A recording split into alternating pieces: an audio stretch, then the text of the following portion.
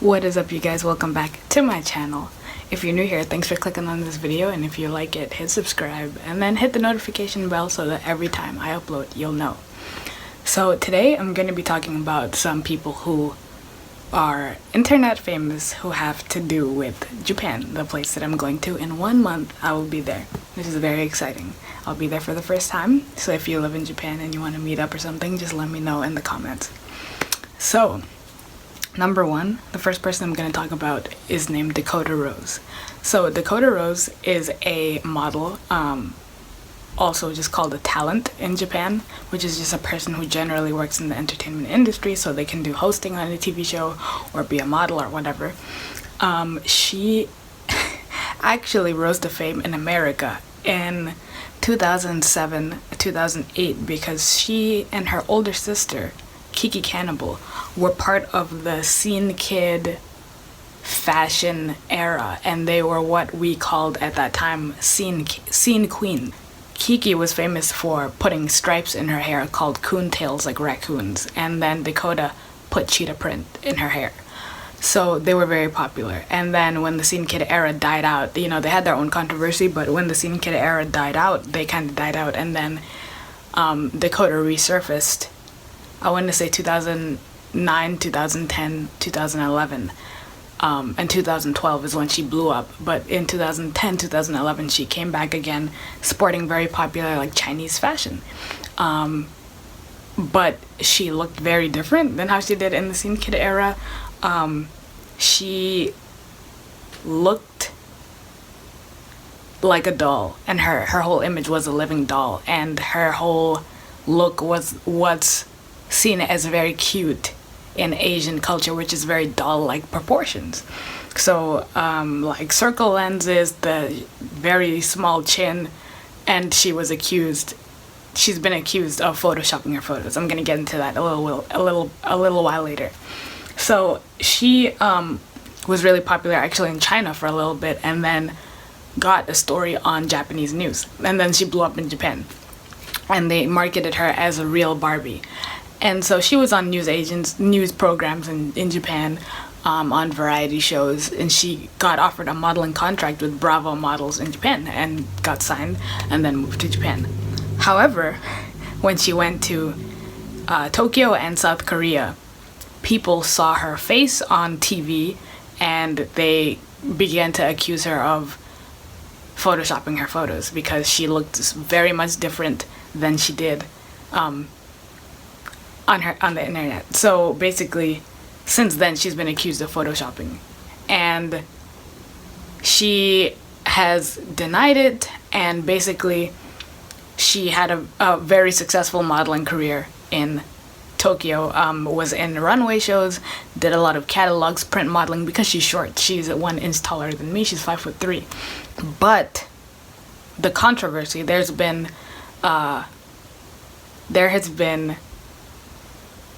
online forums like Pretty Ugly Little Liars and Lol Farm or Lol Cow that have been talking about her ever since 2011, 2012, talking about her scene kid days, Photoshop comparisons, how people know how to unphotoshop photos. So obviously, I think, and the thing is that most people edit their photos. I edit my own photos, but I do not Photoshop my face to a point where like I'm unrecognizable, or someone would look at me and be like, oh, did she gain 30 pounds since the last time she took that photo? So Dakota has always been a very pretty girl because we've seen her without Photoshop and without makeup and all that. But the way she was, it was obvious that she was editing her photos because there are side-by-side comparisons of her on TV and the photo she uploaded on Instagram, and she doesn't look like the same person. So a lot of people were led to believe that she has body dysmorphia, or she had it at the time.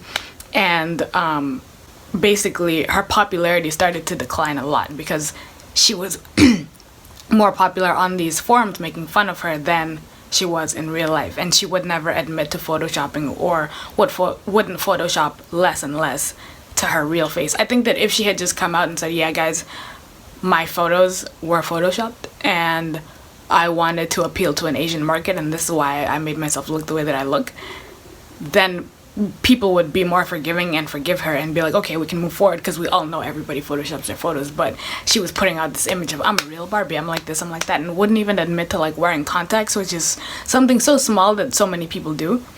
And I don't know if she was told by her company that, or whatever, her management, that, oh, just go along with it, whatever, don't say anything, da da da. Maybe they were nervous, I don't know. So this is all allegedly, sure. And so when things hit the fan was, I believe, a year or two ago, she came out and said she had acute leukemia, and that she had basically been going through leukemia treatments, and that's why her weight was fluctuating, or that's why she looked the way that she looked. But if you look, like, okay, if I upload a photo on Instagram, right, take a photo, edit it, and then upload it, and then I'm on a TV program 10 minutes later, that's not like, oh, it's a 6-month side-by-side comparison of like when I had leukemia and when I was healed or whatever. And like people who actually go through leukemia lose all their hair, they go through chemotherapy, and she wasn't like losing, anyways, it was just very weird. A lot of people were mad because she even came out and said she had leukemia. So then last year she kind of just fell off the radar, was tweeting less and less, and now she's a host for, she's modeling less and less really, and is a host for a wrestling competition sort of show thing. And she gets to speak English because she's American, she's from Florida. And it's just really interesting because people are kind of like, is she going to quit modeling and just come back to America, or what is she going to do? Because she's been in Japan since 2012, 2013, so that's a long time.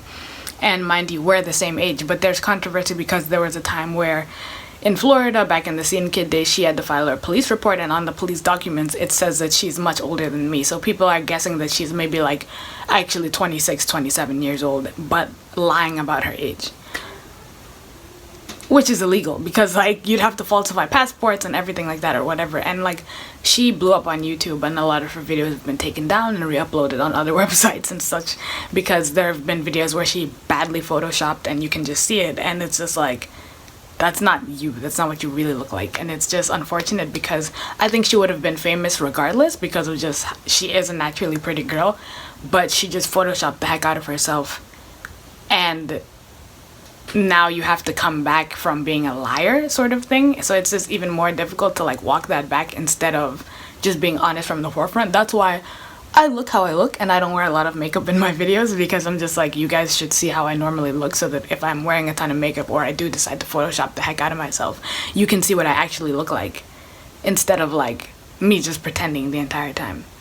So, and some people may be like, but how do you shop videos? You can do it in Adobe After Effects. There's videos on how to do it. You can literally make yourself look like a completely different person. Okay, so now we're getting to Simply Kenna, aka Cozykitsune. And kitsune means fox in Japanese. She and I are the same age. She was born in 1995. And she started off on the internet as like this really boho, bohemian, like earthy, veganish, Buddhist type when that was popular. And she basically was really aesthetic, like Tumblr aesthetic, and people like liked her style and thought that she was really pretty and liked how she dressed. And so as time went on, she had controversy. She used to make DIY videos on YouTube, and she became controversial because people were calling her out for being a fake Buddhist, saying that like, oh, you have a Buddha head, like what parts of Buddhism and do you even adhere to? And a lot of it seemed very surface level, like the typical Wikipedia points of Buddhism. Like it's like someone saying, oh, I'm a Christian because I go to church and like look at the Bible app like every other day. Like that's not being a Christian at all. So so literally that was controversy kind of number one. Number two, just like Dakota, she was also accused of basically cultural appropriation. Like Dakota actually taught herself how to speak Japanese very well and spoke Japanese conversationally. So that's one thing that I'll give her. She actually put effort into it and put effort into pursuing an actual career and all that kind of stuff. But McKenna, as she went on, she started to adopt a anime, this is what we think Japanese girls are so kawaii desu type of vibe. And I love Japan. I've loved Japan my whole life. Everybody knows this. But when you look at my Instagram or me on social media or off social media, I'm not trying to dress like a caricature of what people think Japanese women are like. And I get it that style is style, but like it's really mostly, unless you're like one of the Harajuku kids or whatever, that it's mostly women who are not Japanese who dress in this super kawaii look, and they feel like, oh, I love Japan, so I have to dress this way, or I dress this way because I love Japan. Like most Japanese people don't even dress like that, and they're gonna look at you like, why are you dressed like it's Halloween? Like it's not Halloween. So, but the thing is, Japanese people are too polite to tell you this, so they don't tell you. And so she adopted this super kawaii aesthetic, and was making all these DIY videos, but she's been accused of stealing tattoos, stealing other people's ideas, stealing people's whole aesthetics. Basically her whole life just being a Pinterest ripoff sort of thing, and she has denied, basically had videos made on her that reached 1 million views because of people saying she's unwatchable, saying that she just is just an unbearable type of person to watch. And I've watched her videos for a while. I've been subscribed to her channel. I'm still subscribed to her channel. Another thing is that people say that she comes across as entitled or arrogant. That people will simply be like, hey, she moved to Tokyo recently. She lives in Tokyo right now. And since she's been there, she's only made at least 1 or 2 videos. She's been there for months, has made 1 or 2 videos about Japan. Like, she's made videos of like, oh, this is how I got to Japan, this is how you apply for a visa, because she's a student, but won't make videos of her traveling around and doing this and doing that. And people are like, yo, how hard is it to just go outside? Because you're not in school for 12 hours a day. Like, how hard is it to just go outside? And she'll make posts on her Instagram story like, oh, who wants to see this video from me? And she's famous, so she gets so many different, oh, can you make a video about this, this, and this? Oh, okay, I'll get on it. And then she just doesn't. And then she's like, oh, people just expect so much from me. But you're a full-time YouTuber, that's your job. And without our clicks, then, like, you wouldn't be making money. And, people say, she has a trust fund, so that's how she's living in Japan, because she has this rich family, or, like, somebody left her all this money. But, like, I mean, I'm going to Tokyo, and I very much plan on vlogging every day, or, like, making content on a daily basis. And I'm going there with my own money. And, like, I'm not rich at all. I don't have, even going to Tokyo, I don't even have as much money as I need to have to enjoy my trip. But I'm working, I have a real job, and I'm working every day to save money to go to Japan. And it's just like the least that you can do is make content that people actually want to see. So like people will ask her like, hey, can you make this video? Because we're not all in Japan. If we were all in Japan, we wouldn't be asking her to see Japan. So they'll say, can you make this video, that video? Then she'll make a sponsorship video of like, oh, me doing a Yes Style haul. Or she'll be like, oh, I bought these cups. And it's like, people are like, that's fine and dandy, but that's not what we asked you to do. And then she'll just go on these long rants on her Instagram story about why people are just so mean to her and how she has aunties and da-da-da-da. And like Dakota, she ended up on Lol Farm or Lol Cow and Pretty Ugly Little Liars threads of people just talking about her and how problematic she is. And she'll be like, oh, I'm asexual. And then like talk about boys being with other boys and how she stands these sort of relationships, and like take pictures of people randomly without their permission, like people in the street or like people on the train, and be like, oh my god, I ship him with whatever, and like just make these very aggressive comments. And it's like I don't want to say that she's a bad person, but I think that the YouTube fame very early on, because she and I are the same age, like mess with her head and makes her think that she's more famous than she is. Because in real life, like, internet fame is not the same as real fame. TMZ isn't following you, paparazzi's not following you, so you're not really famous. And if Instagram shut down tomorrow, like, nobody would know you type of thing for the most part. But it's just like, no matter how famous you are on the internet, it's the people who subscribe to you and watch your videos who got you there. If I didn't click on your videos, Google AdSense wouldn't be paying you what they're paying you. And it's just like, content creators just need to wake up and realize that, like, it's really the fans who drive them. It's not like they started a business. Even people who start a business, you can't make a profit if no one's buying. So it's just like, I just think that she needs to take a step back and just really evaluate, because she's 23 years old, turning 24, and like, in 10 years, is YouTube even gonna be her source of income? Probably not, because she's gonna be 33, and like if she's not growing with her audience, they're not gonna grow with her. They're just gonna unsubscribe and move on to someone who's growing with them. And a lot of us don't dress that way or have that super kawaii style. Like if she was just dressing, or if she incorporated her style into more wearable on an everyday basis things, I guess. And sorry for my bad grammar today, guys, I'm really tired, but we would be able to watch and be like, okay, this is relatable. People like Emma Chamberlain and like all these other people who are like the new young crowd of YouTube are relatable for the most part. So like if you're not, you're just gonna get left behind and lost in the sauce, and your views are gonna drop and people are gonna unsubscribe because they're like, I've been watching you for 5 years and like you're not changing. Everyone has to change with time. So it's like, I think that nowhere is the rose-colored glasses sort of place that people think it is. Like when you go to a place, oh, Japan is this magical. No, it's not Tokyo Disney Sea. Like, and so it's just like she'll ask people for opinions and then get mad when we give opinions, and then she'll be like, oh, it's just so hard for me to do this and you guys don't understand. But like, you're a YouTuber. Like, it's not that difficult. I'm filming this video on my phone. Like, it's not difficult.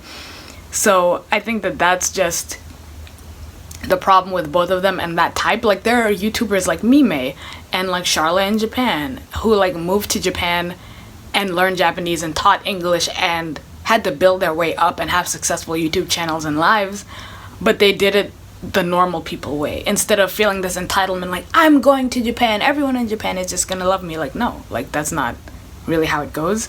And if Dakota or McKenna watched this video, like, this is no shade, this is no hate. I just, as a viewer of both of you for such a long time, and someone who like was jealous of you at one point and admired you at one point, like, I just think that these are just things that y'all can use to grow as people, and just realize that like y'all gotta be humble, because all this stuff can be taken away from you, and you never want to be the person who has egg on your face where people can say, oh, look how she fell. So like when you're living a life for public consumption, like you have fans and stuff, you just have to humble yourself and just be like, yo, like, I'm just gonna listen, because so many people give constructive criticism out of good intention, and like when you just don't listen to anybody, you literally fall flat on your face. So yeah, guys, I just wanted to make that video and tell you guys about these two people, because I'm going to Tokyo next month, like I said, and maybe I'll bump into them, maybe I'll meet them, God knows. So we'll see what happens. Also, if you guys want to, you can help donate to my trip. I already bought my ticket, and there's just a bunch of other stuff that's just time sensitive or whatever. If you want to donate to my trip, below will be a link to coffee.com where you can just send me $3 or however much you want to send, and every single cent of it will be used to go to my Tokyo trip. So yeah, see you guys later. Bye bye.